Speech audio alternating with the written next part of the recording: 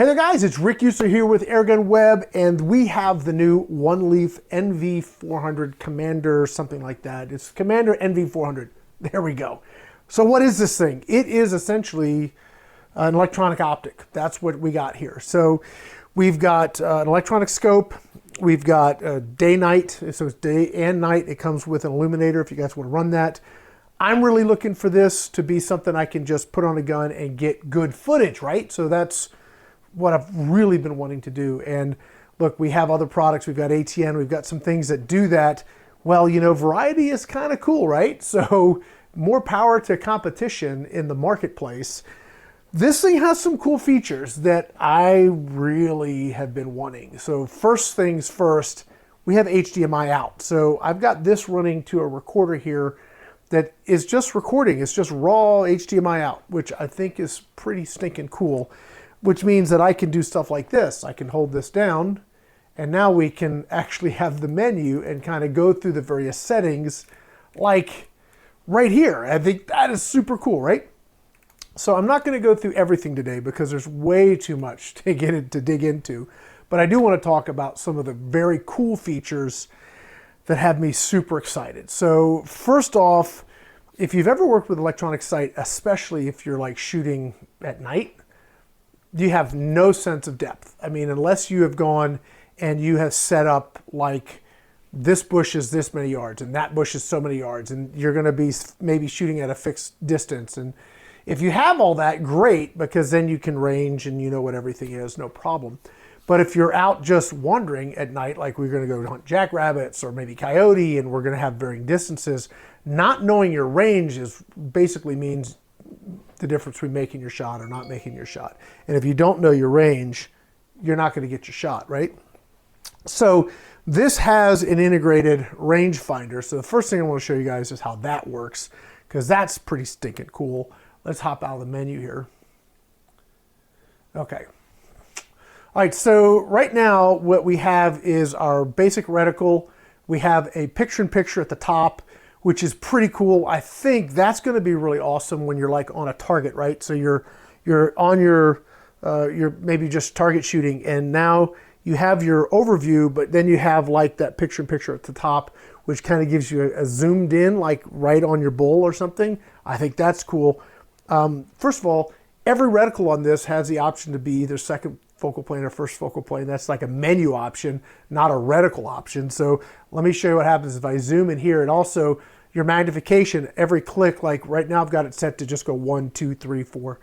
You can actually set that to 0.2. So if you can imagine, you can have a lot of adjustment, like to just fine tune your magnification. But we're going to go ahead and zoom in. There's 2, 3, 4. And if you notice, the reticle is growing with us, right? Because I've got this set up as first focal plane, which is cool. I'm obviously aiming at my air conditioner, which tells I can see I kind of need to clean it. Anyway, besides that, let's get a range, right? So let's see how far away we are. You're just going to push that button, which, let's see, try that again. There we go. So if you notice, we've got a green circle in the middle, or green square designator. I'm going to move this over so you see a little bit better. There we go. So we're 7.4 yards out.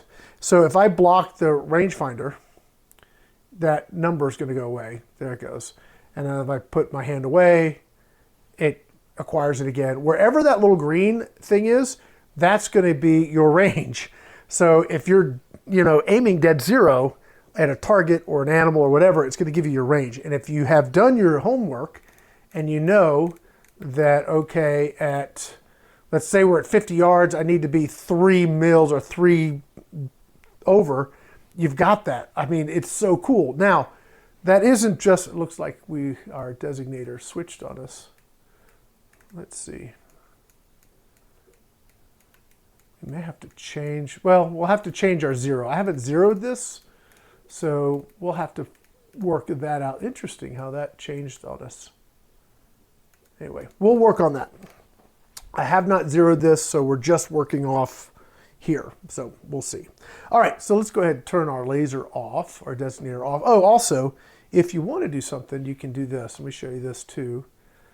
Let's say you want to have a red dot, a like laser designator, and you have to, you know, some states you can't do this, so you have to kind of know your laws. Okay. Okay, so now we actually have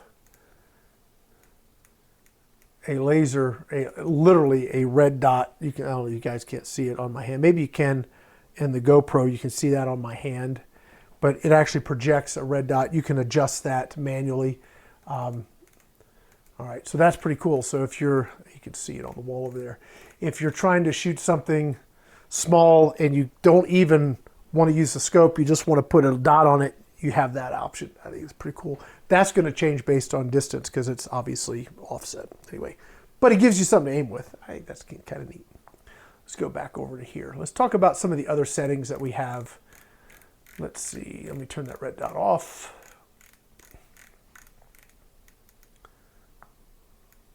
Okay. What I'm hoping to do with this is I'm hoping to do some live videos where we are down at the range and we can actually pipe the HDMI into our video mixer, and we can actually, I think that's really cool to show live. I mean, you guys can see live what we got going on. I just think that's awesome. So if we did need to move the range, that little green marker, this is where you do it. So you can go in there and change your setting.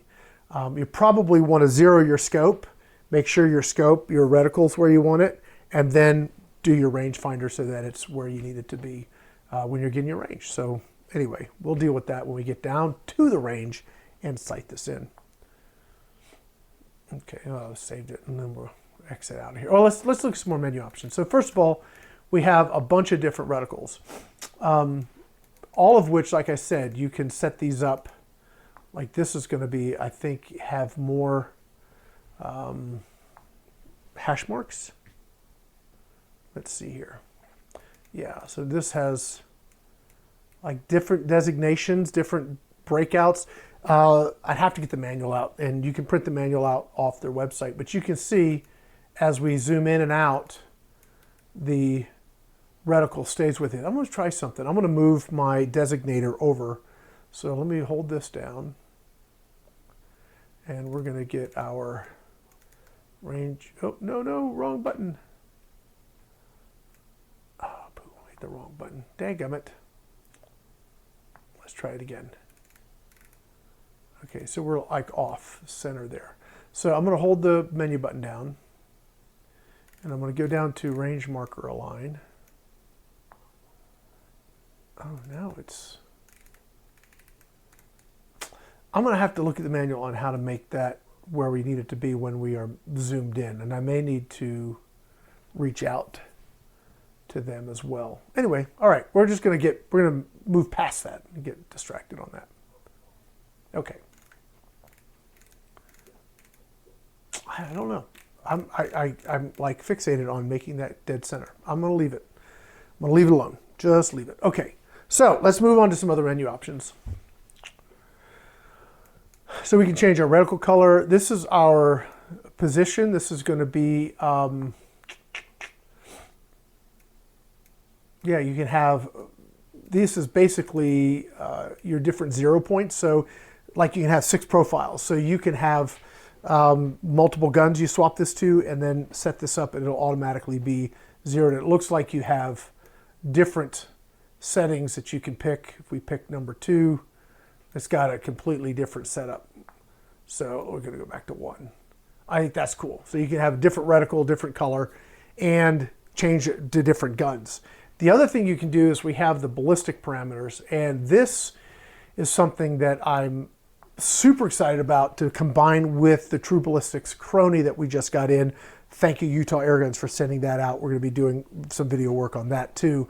But I can get like accurate ballistic coefficient data. So we can put all the data in here, right? All of the stuff, as you guys can see on the screen here, and you can go through the manual. It tells you how to put all this in. But you put this in, and let's hold this down to get out of this menu and this menu.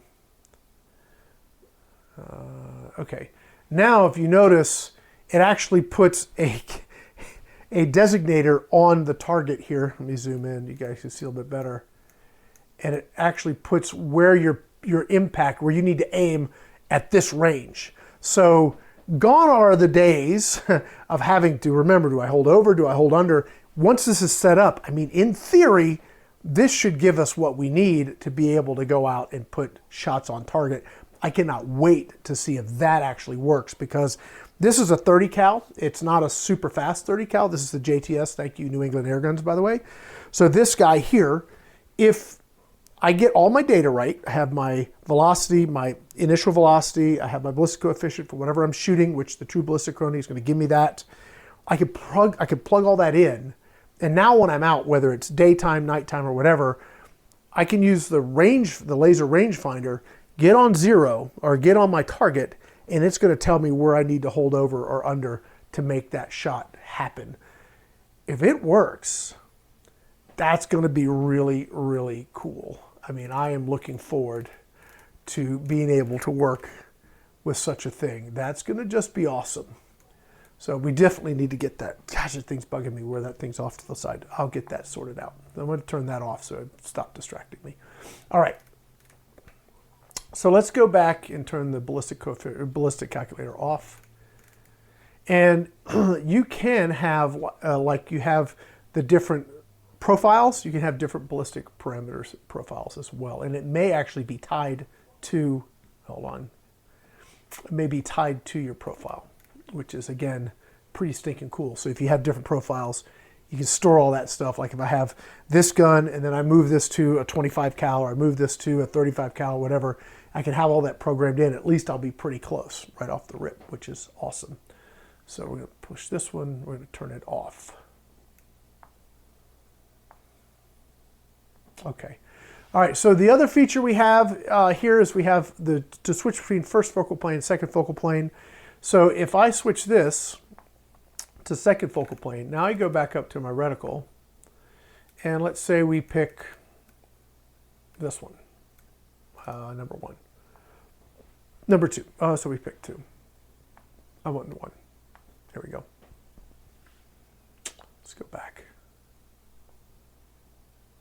Okay, now when I zoom in, if you notice, the reticle doesn't change. So very interesting how that works. So each reticle, you can have the option to first focal plane or second focal plane. Super cool. Let's look at some of the recording options, because I know if you guys are like me and you want to record your hunts or record your stuff, you're going to like this. So let's zip down to, of course, you have yards, you have different aspect ratios. You can change your sensitivity so you get the kind of color you want. And now that's going to be different for your environment, so you have to play around with that. So movie mode. All right, so here's our recording options. We have 4K 30, 4K 60, 4K 120. I can only imagine what 4K 120 is going to be like. Yes, we're going to do some, I really want to do some slow motion with this to see how that plays out, which is pretty cool. We've got 2K 30 and full HD 30. So these are our recording options, which I think is pretty stinking awesome. I'm just going to do 4K 30. Okay, now we also have your photo resolution, which you can go all the way up to 48 meg, which is very cool. It has an auto record function. I don't know if it's probably recoil activated, not how that's going to work. We can certainly try it, see how it works. And then we have your, your settings on, again, how your picture looks. It doesn't look great in here because it's really more suited for outside. But you guys are getting the idea. We can at least see it. Now here's your magnification adjust. Right now when we zoom in, it's 1 stop, but you can put this as 0.2 stops, which is awesome. All right, we can turn that picture-in-picture on or off. If you don't want it, you find it distracting, now it's gone. Now here's your modes. So we have day, starry, and night. So starry is kind of like, it's bright out. Either you have like a full moon maybe, and you don't want to run the illuminator, you don't want a full night vision, so you have that as an option. And then we have full-on night vision, which I'm not going to do that in here because it's daytime, I have the lights on. Let's go, we'll just go day. All right, so you have you can calibrate your compass, calibrate your gyro. You can change your settings, format your card, all that kind of fun stuff. Updating the firmware on this is super simple. There's a file, you put it on your SD card. root folder in the SD card. You turn it on, it updates the firmware. Format the card so that it doesn't keep doing it every time you start. That's it. I did that. It's got NV8 on it, I think. Let's go. We can go down to here. Yeah, we've got software version 8. So that's where we're at on this. That's basically, guys, the setup, right? I just wanted to give you guys an idea of what this brings to the table. I want to put back to first focal plane.